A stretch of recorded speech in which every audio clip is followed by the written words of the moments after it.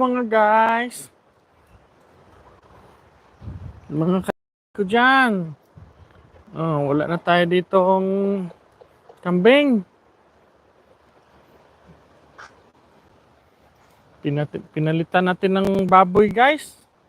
Dito sa area natin. Ito yung baboy natin, no? Yan, yung baboy. Mga hybrid po itong dalawang to.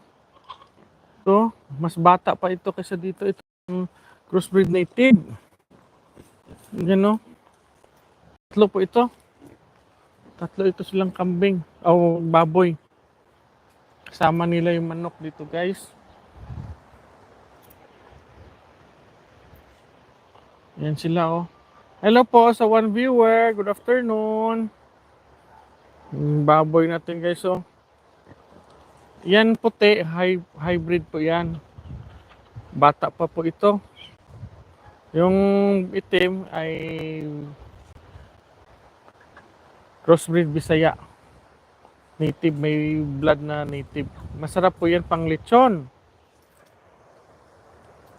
Manok natin, oh. Yan po.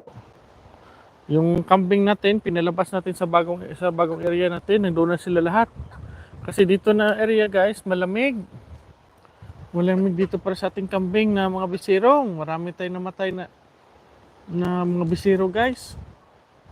Kaya nilipat ko na lang sila. Naawa ko. Kaya ayun.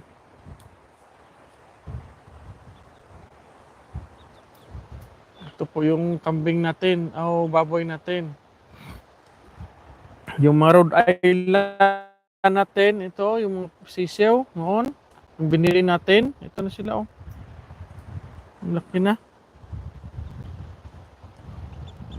Ito yung ating baboy. Gawin ko po itong inahin, guys. Itong dalawang to, tsaka ito, tatlo. Dagdagan ko pa ito guys. Dagdagan ko pa ito ng gawing inahin. I-AI lang namin. I-free range ko sila guys. I-free range ko lang sila. So ganon.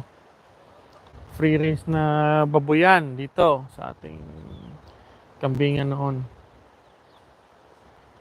Ayan po.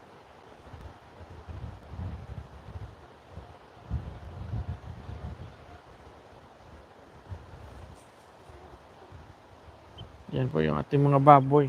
Pinapakain namin sila ng tanim, mga dahon ng saging, tapos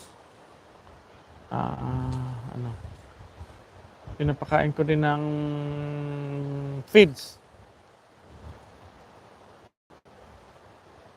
May feeds ito mga farming. Ito po yung ating baboy.